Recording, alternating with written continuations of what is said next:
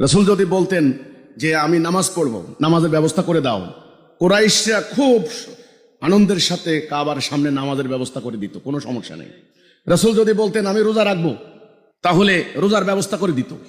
কিন্তু রাসূল যখন বলেছেন আমি আল্লাহ রাসূল, আমার উপরে যেটা নাজেল হয়েছে এটা তোমাদের জীবন বিধান, তখনই তারা বলেছে তুমি ভালো মানুষ আমরা জানি, তুমি আলামিন as-সাদিক আমরা জানি, তুমি উচ্চ বংশীয় রাইস ফ্যামিলি, কুরাইশ বনু হাশিম গোত্রের কাবার মতো আল্লাহ পরিবার, নো ডাউট অ্যাবাউট ইট, আমরা জানি। বাট তোমার উপরে যেটা নাজেল হয়েছে আমরা এটা মানব না।